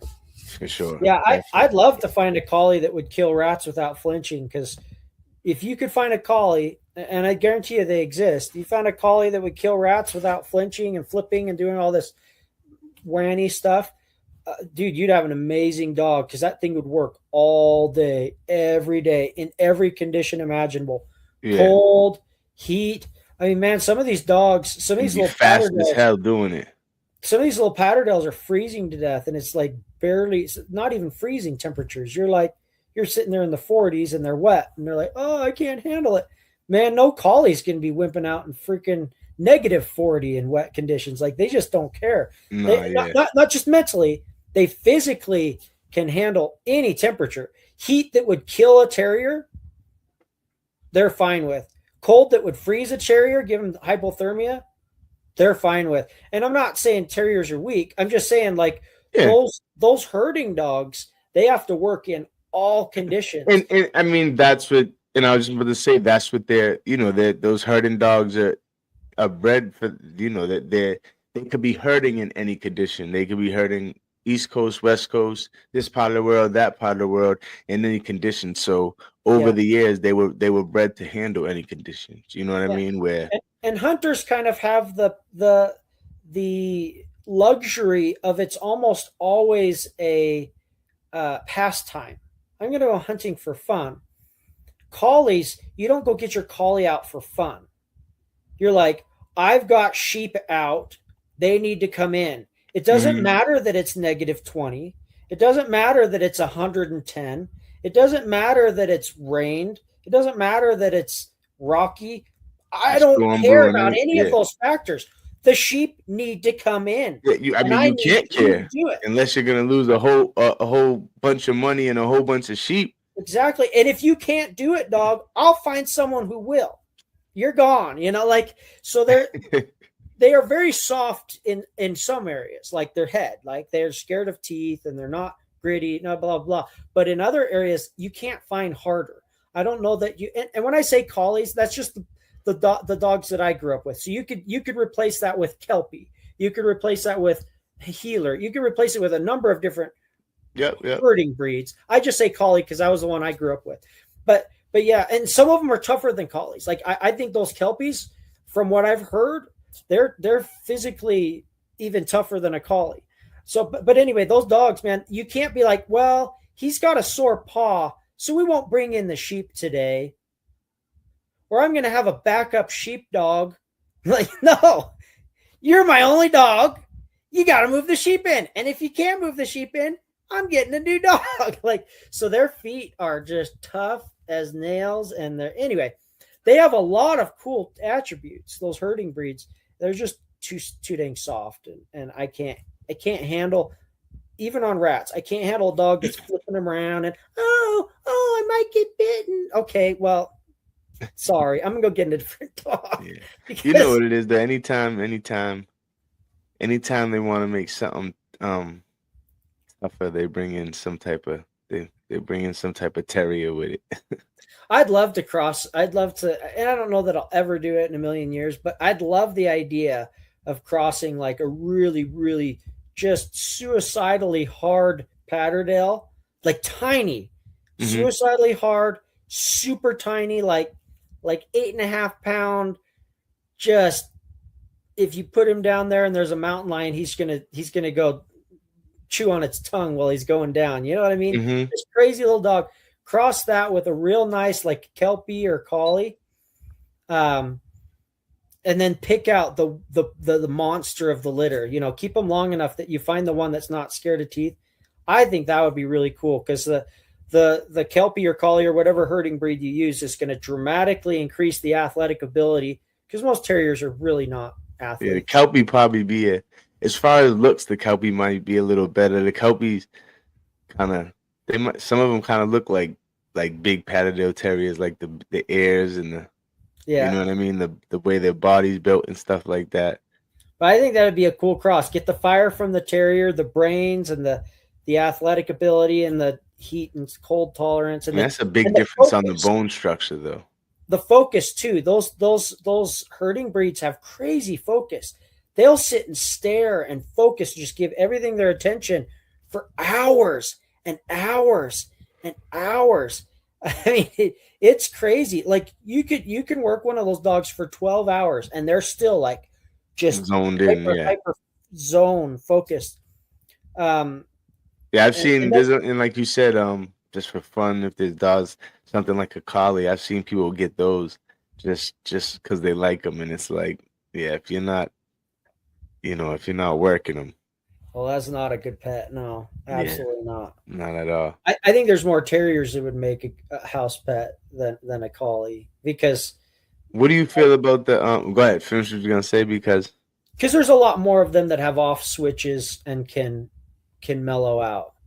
Um, but what do you? man, collies are just or herding breeds in general. It doesn't have to be a collie. Yeah, they're just full of Their and brains just they're always going, and their body wants to be going. And if it's not going, man, they're gonna drive you nuts. yeah.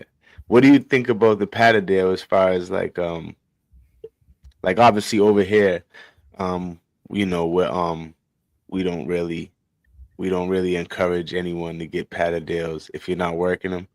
As far as like people contact me because they want a Patterdale puppy or something like that, and my first question would be, if you're planning on working them, if they're not, respectfully, I'm gonna tell them I can't really help you. You know what I mean? Because we're trying to keep the hunting aspect alive over here, as far as what the dog was bred for. Because most dogs, as you already know, most breeds, once they get in the hands of too many people, they what they're naturally bred for is dumbed down, or just completely, some breeds is kind of like gone. You know what I mean? But For sure. Yeah, yeah, I mean, I don't breed dogs, so I don't really have a say in that. But I can say if I get a dog and it doesn't turn out, I'm not a hard cull kind of guy. I'll cull it from my program, yeah, but yeah. You're not, I yeah, give it to someone as a pet or yeah. some other job. Like so, let's say the dog's not pet quality; it's too Mhm. hyper. Let's say I had a little terrier, for example. It's too Yeah, that's soft. what I was saying. As far as that was kind of my question, as far as like even Patterdales, how do you feel about them as far as like being house dogs, or Yeah, people getting them for pets? Kind of like how we was talking about how people get collies, and it's kind of like completely bad idea if you don't plan on working them. I kind of think the same. I know several people I knew had Patterdales, and they just planned on working them, but they didn't work them enough, and the dog kind of like just ended up like a wild house wrecker. yeah. I think so. My opinion is, I don't like people breeding them for pets, right? So if you purposely got a Patterdale and your only plan is to breed it to be a pet, and then you sell it to other people to be pets, I'm uncomfortable with that. And the reason is it's I feel like it could water down the breed because most people aren't For sure. as picky as I am and only breeding to workers. And so that watered down pet line is going to end up due to people and their not being as careful as they should be. That blood will kind of start seeping back into the working lines and water it down. But in my opinion, and I'm not saying this needs to apply to other people, if you want a hard cull in your program, that's your own business. But for me, if I have a dog and it doesn't work out and it's not working quality for anyone, I'm going to give it away as a pet, and someone's going to, assuming it's pet worthy, because some dogs are just okay. So if I had a dog, I shouldn't say I'm not. I would hard cull a dog if it was like aggressive and dangerous towards people. Because some dogs are just like, unless That it's with the right trainer and the right situation, or the right, the even the right setup. I know people where it's like, okay, you might know how to deal with the dog, but like your setup is probably not like this dog might break out that setup and get to one of your other dogs because your yeah. setup's just not built for that type of aggression, or that size dog with that much aggression. You know what I mean? Yeah. Yeah. I mean, there are dogs that just shouldn't be around. Like they just need to be removed completely, right? They're just dangerous Mhm. to the public. But if the dog is not like that, he just doesn't work for my uses, I find him a home. So we were talking earlier before we started. I have a whippet right now that's in a goofy limbo because she doesn't like killing rats. Yep. She likes rabbits, Yep. but she's not into killing rats. And so she has no value towards me. But I'm not gonna hard cull that dog. She first off, she's going to go to a working home where she's good at, which is rabbits. She's good at chasing rabbits. She likes chasing rabbits. Yeah, you said your buddy's taking her, and that's what he does. He does the rabbit thing. So that's my jackrabbit thing. Exactly. That's my first place. If I have a dog that's not working out for my program, the first thing I look for is what job would this dog be good at? So I had another dog. It was a Drahthaar. If you guys know what a Drahthaar is, it's like a German short hair or wire hair, German wire hair pointer, but from Germany. The actual German lines, they're called Deutsch Drahthaars, as opposed to the American lines, which are called German wire hair pointers. All right, let me ask you something real quick. All right, so you remember earlier, not to cut you off, sorry, just because you said that real quick. Earlier I was talking about my lecture, and I said German pointer, but that's not the same thing as a Drahthaar.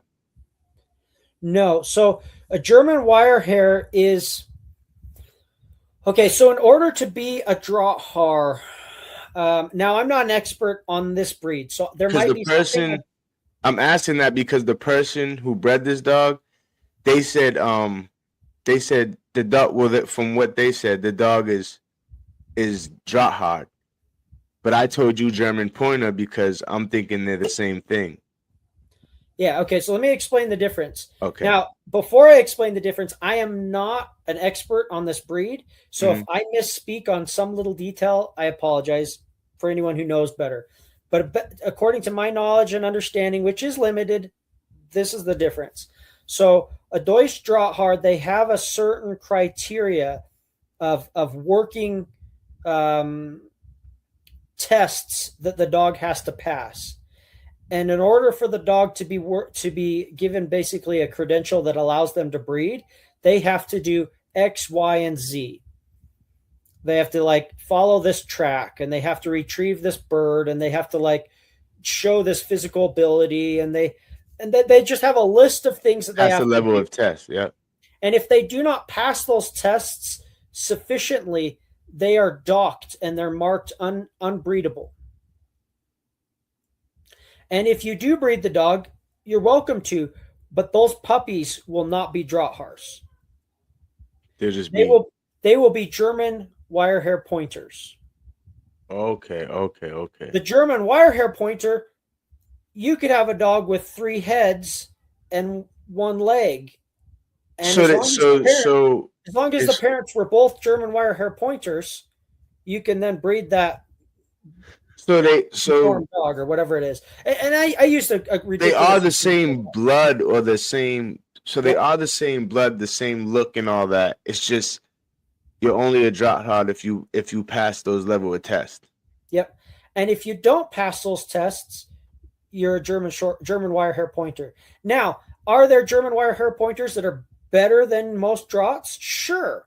But because maybe they didn't get tested, they might have not got tested. Okay. So that's the thing. The dog has to pass those tests. It doesn't mean he has to be able to pass those tests. If nobody ran him through the tests, you have no idea. Yeah, he could be kind of like sports where they say that the best people in the city never really make it to the NBA. Exactly.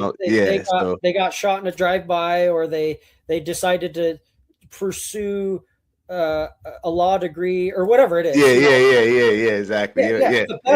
The best basketball player in the world probably never picked up a basketball because he's if you talk to even or whatever, Yeah, if you look at and we're not, we're gonna get into sports too crazy, but even if you talk to interviews with KD, Kobe Bryant, Michael Jordan, they all say they wasn't the best on the courts they grew up on. Yeah. They're just the ones that stayed focused in school and stuff like that, but they wasn't the best in their city or the courts they grew up on. They all know someone that was better than them. That person just, grades wasn't up or got into trouble or, like you said, pursued something else, but he was actually better than them. He just didn't pursue it or whatever. Yeah, for sure.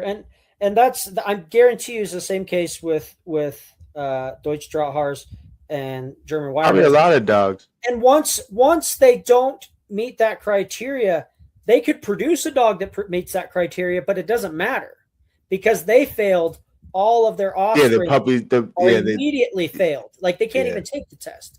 So you've got within the German wire hair pointers, you've got guys who are even certain specific individual breeders who've got maybe a higher standard than the Drahthaar. And so their dogs are maybe even a little better than your standard Drahthaars. But because their grandfather failed, they can't. Exactly. They're not legit. They'll never be allowed back into the, is my understanding. Again, I'm not an expert at this. There might be little loopholes that I'm misunderstanding.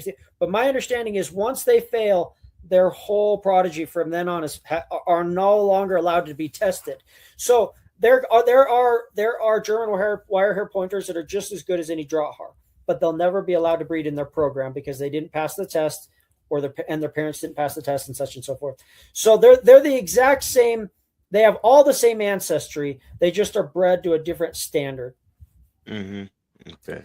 So I had a dog that was one of those crossed with a stag hound, which is a coyote hunting greyhound, basically, to make things simple.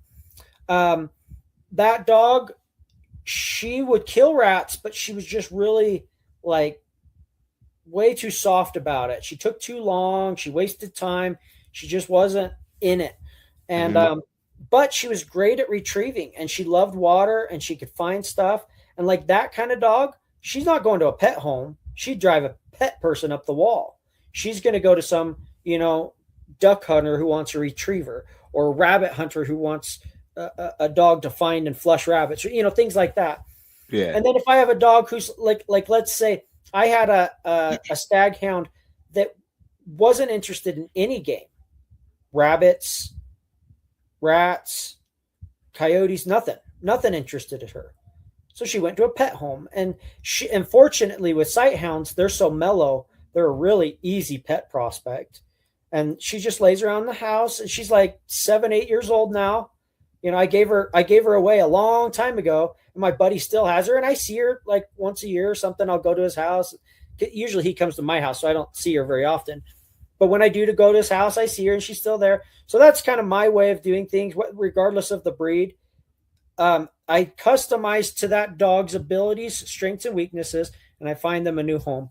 I have yet to have a dog that's like so bad I have to put it down. I've never had that, but I'm sure someday I'll get some dog that is screws loose and nobody's home is right for them. Right? Yeah, I've never so dangerous to the public. Yeah, I'm not gonna release that dog to the public.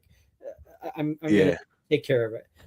We've helped with a couple different adoptions over here at Live Your Life Dogs, and we never ran into any situations where it was like the dog just couldn't be put anywhere, and not a lot, we're just, but people do contact us for things like that, helping getting, I don't want to say get rid of a dog, but finding a dog, a new home and stuff like that. So we helped out with a few things like that. It's always fun to help out with things like that. But yeah, we haven't ran into anything where it's like, okay, this dog just can't, just shouldn't be in any home. So that's always a good thing. Yeah, I'm lucky that hasn't happened yet, and I hope it never happens. That'd be my preference. Yeah. What's our Mountain Strong Kennel? I have some small Heeler Terriers cross dogs that have been more gritty than my Hurler. Okay, yeah, Heelers are so much more healthy and smarter than my Terrier side. The mother is a Patterdale Bull Terrier, father Heeler. Yeah. Yeah, that sounds like a fun cross. That really does. One day maybe I'll make one on purpose or find one, but I'm not in a huge hurry. But it sounds like it could be a lot of fun. You got your pack's pretty good right now. Yeah. As far as like you said, you like to keep the 3 sizes, and and that's what you have right now. With Bindi taking care of the big stuff. Nice cross, Mountain Strong. That's about far as the breeding fits your needs. Yeah. Oh, someone was asking earlier about my vaccination and worming schedule.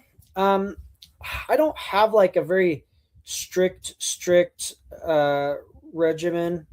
Like I don't have like a calendar that says, oh, I need to do this and do that. I'm not as organized as maybe I should be.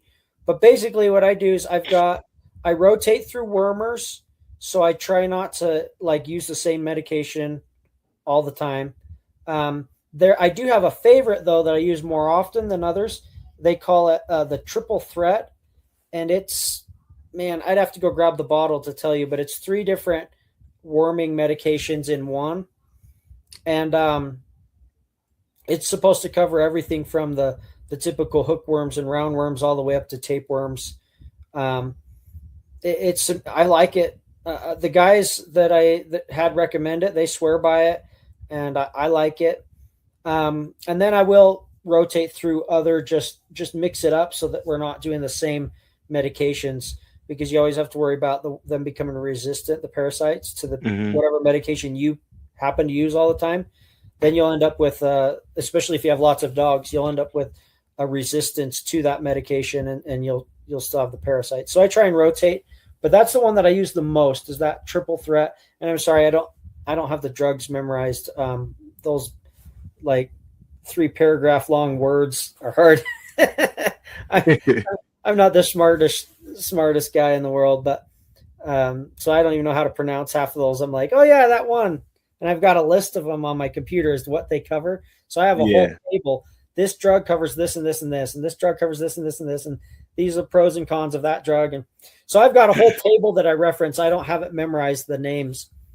But yeah, I worm on a regular basis, but it's not like calendar regular. As far as vaccinations, yeah, I just once a year I give a 10-way. And that covers leptospirosis, which is important for me because rats could carry that. But leptospirosis, along with all the other standard vaccinations that everyone else gives anyway. But yeah, I just do that once a year for my dogs. And then I obviously keep them up on their rabies vaccinations too.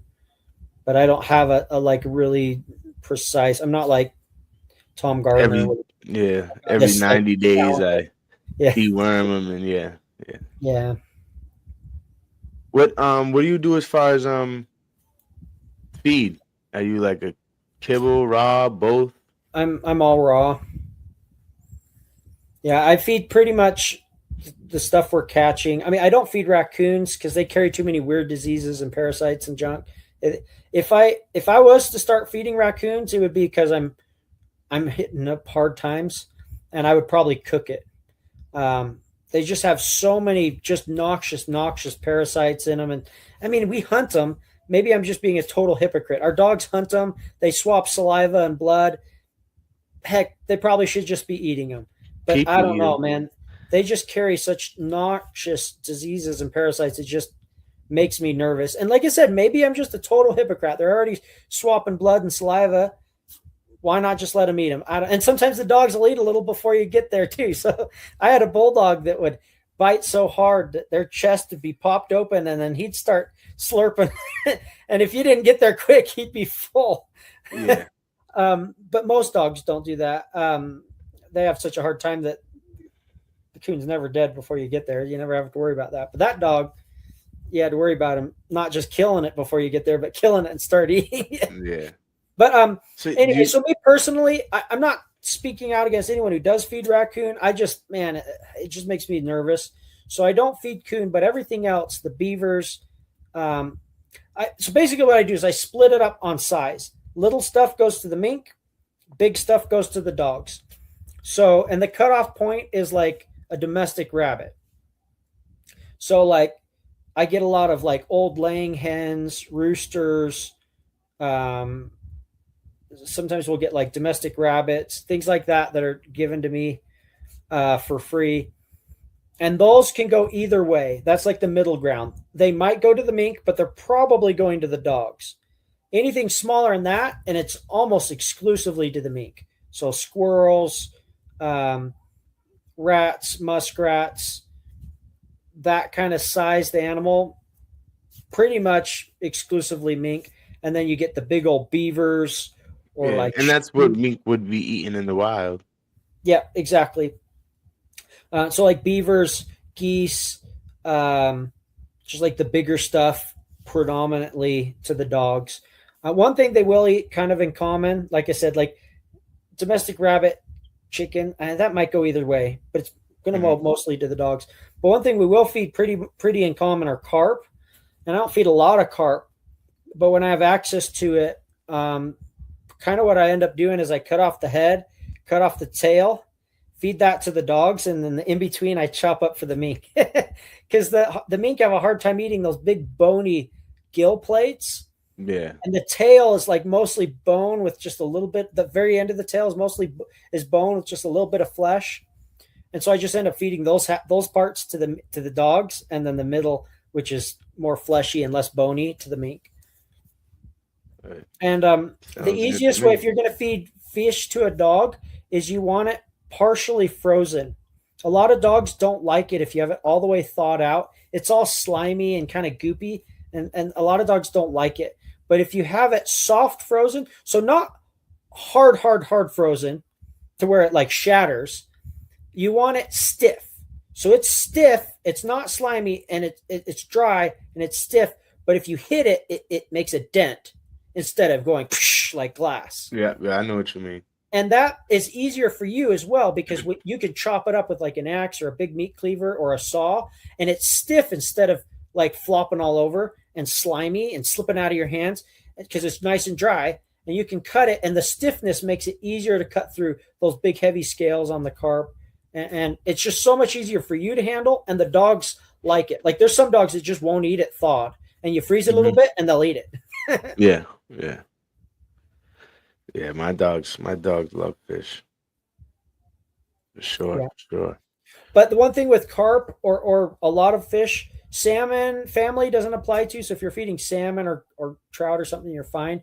But a lot of the more bottom feeders like carp and catfish, and you've got to be careful not to feed too many days in a row, because they have it's called thiaminase, and it's a substance that basically blocks the absorption of a certain B vitamin. And if you feed it too many days in a row, they'll be deficient in that B vitamin. Mm-hmm. So there's a lot of fishes. There's a lot of different types of fish that are not good for not good for your dog. Yeah, and it's totally fine to feed it. You just don't feed it like for a month or even a week. You just feed it. So like for me, when I feed that stuff, it's like Monday, Wednesday, and Friday or something like that. I was going to say maybe 2-3 times a week. Yeah. Or just Monday and Thursday. And it also depends the size of the dog. Yeah. And how much you're feeding them, of course, too. Yeah, but you want to have a day or 2 or 3 of break so that they get that vitamin B that they're missing, and then you give it to, and it's not going to hurt them at all. It's not like, oh, you're cutting corners and it's not good for your dog. No. Having one day with that vitamin B, that certain, I can't remember which, it's B1 or something. I can't remember what B vitamin it is.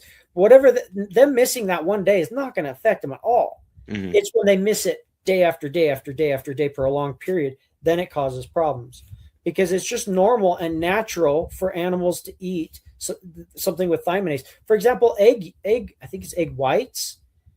Egg whites, if they eat too many days in a row, they get deficient. And the same reason is not thiaminase, it's a different property, but it does the same thing. It blocks a certain vitamin from being absorbed, and they'll become deficient in it. Well, you just don't feed eggs every day. It doesn't mean you never feed eggs. Just you don't feed it every day. You feed it once a week or twice a week or 3 times a week, but no more than that. Yeah. So there's a question that and actually I'm surprised I didn't see him in here. Biotin deficiency. That's the one with the egg, right? The biotin is from the egg? Yeah, for eggs, yep. Yeah. Yep, you said it. Yep. For eggs too often.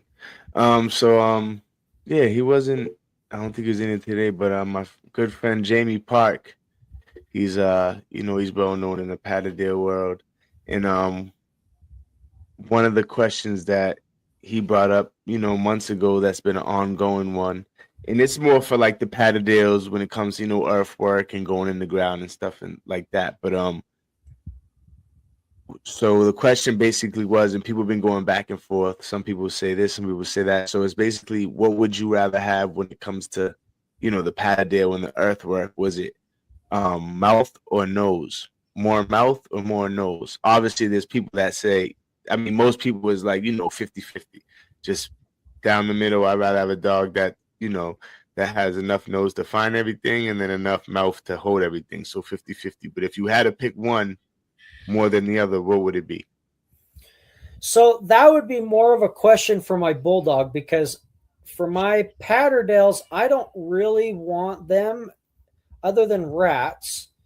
I don't really want them getting in there and getting dirty, right? I want a softer dog, and I know that for Patterdale guys especially is a bit of a uh,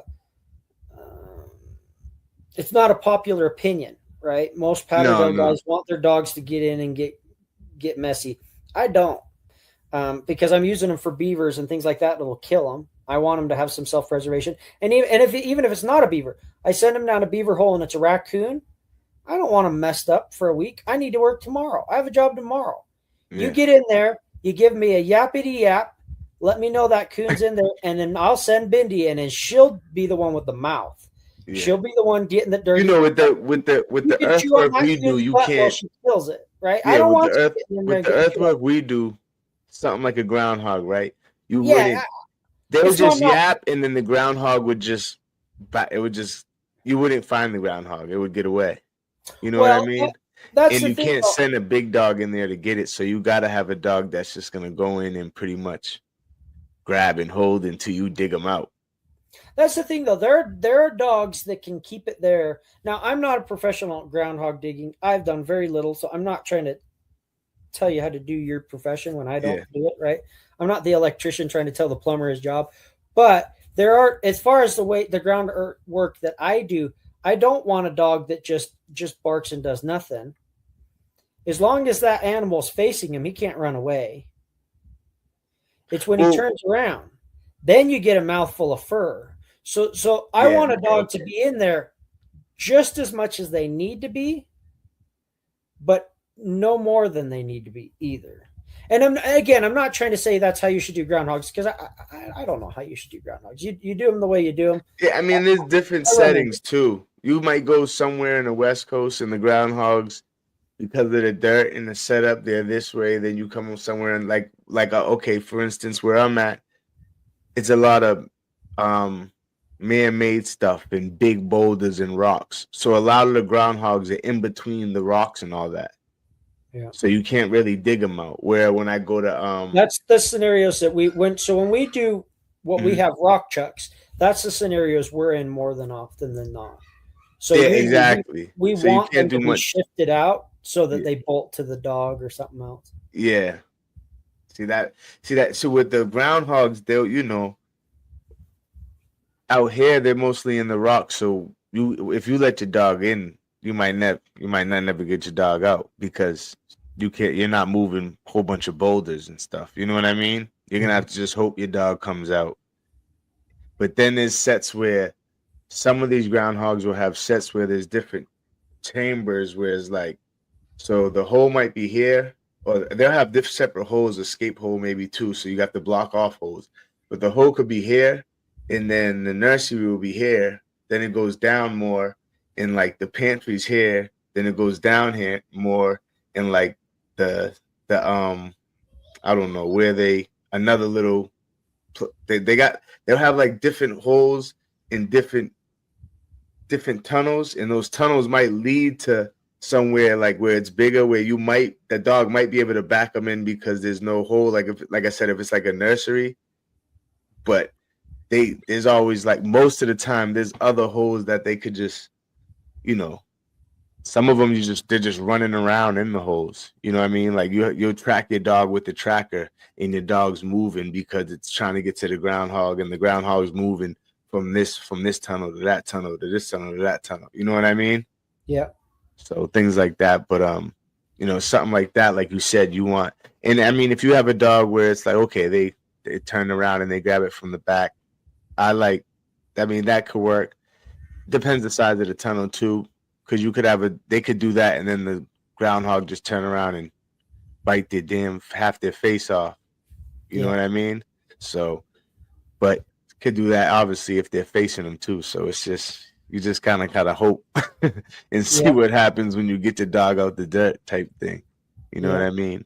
But hey, it's all part of the game. But yeah, I'm in a different scenario than most guys with their terriers. So really, my opinion is kind of irrelevant, because I'm in a different world that you don't have the options that I do, Mm-hmm. and I don't have the the scenarios that you guys do. So Yeah, and there's actually a lot of people. I do know a lot of people who don't really do any earthwork. They're just in the city doing ratting with their Patterdales. You know what I mean? Yeah. Just they don't do too much earthwork because for several reasons. They might not where they're at. There's probably not too much. There might not be too much land for them to be, to do earthwork. And then some of them are, to be honest, just scared to see their dog or let their dog get banged up, or let your Yeah. dog in the earth. They might not get it back. I've seen that happen too, where dogs didn't make it. So, It's always a risk. part of the game, right? It's But always- yeah, we've been on here for about 2 hours. Anything else you want to get into? Again, I appreciate you coming on here. I mean, I've been watching. Honestly, I didn't think when I contacted you, you was gonna even answer me back. To be honest, I'm like, this guy's probably busy. I'm nobody. He's probably not gonna answer me back. But you did. I appreciate it. We got you right on here, and yeah, I didn't think I would be talking to you at any point in my life, because I mean, I know you're humble and just like a regular guy, but not to people who've been watching your YouTube videos for a couple of years. Yeah, You know what I mean? So I appreciate you coming on here. It means a lot to me, and I'm sure everyone who locks in with me and on here on Wednesdays. Yeah, you're welcome. No problem. He said I'm just a regular guy. Yeah. I have a YouTube channel. It's doesn't make me any different. Hey, you're the Mink Man. You're not just regular guy. You're the Mink Man. Yeah, man. But yeah, hopefully I could get you on here in the future again. And it was great talking to you. Appreciate you coming on here. And yeah, man, thanks again. It was a good talk, fun time. Learned a lot. I'm hoping the people watching learned a lot. And yeah, good luck to you and your dogs, and keep hunting, man. Yeah, thank you. Appreciate it. All right. Now, yeah, and everyone who tuned in, like, comment, subscribe, tell a friend to tell a friend. Check out, if you haven't already, I'm pretty sure everyone has, but if you haven't already, of course, check out the Mink Man's YouTube channel. He got what's it, Joseph Carter, the Mink Man is your channel? Yeah. Really, you can just look up Mink. I kind of have a monopoly on the word mink, so you can just look up Mink, and definitely you're gonna run into me first.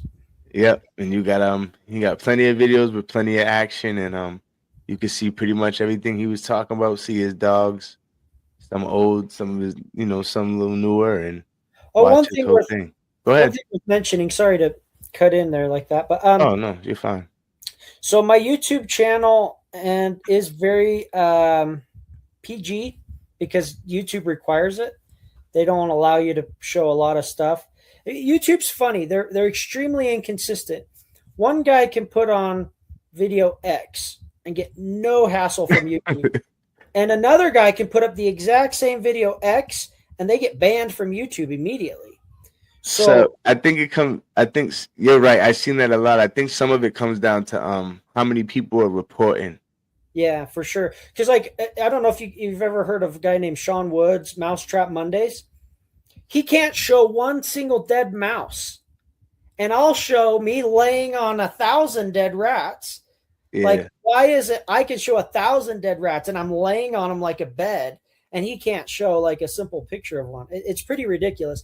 So for me, someone's hating on him and reporting him like major, like probably just clicking it every day once it, you know what I mean? Just hitting them with like 20, 30 reports. So they kind of like, yeah. And so for me, what I can't show is anything to do with raccoons. I've literally had videos taken down as they're being uploaded. Like, they didn't even finish uploading. And it's like, that video's gone. I'm like, they didn't even finish. How do you know it's, they got some kind of bots or something. Yeah, that they're like reviewing the video as it's uploading to their platform, and they'll give you a strike before it's even done uploading. Anyway, so I've got a lot of stuff that I can't show. And honestly, a lot of stuff that I choose not to show. I just don't feel like having 1 million people see. Because, I mean, I have videos that have 30 million views. And there are certain parts of my life I really don't want 30 million people seeing, or even 500,000 people seeing. So I will keep those and the videos that YouTube won't let me show on my private club. So I call it Mink Man's exclusive club. And it does cost money, so it's not free.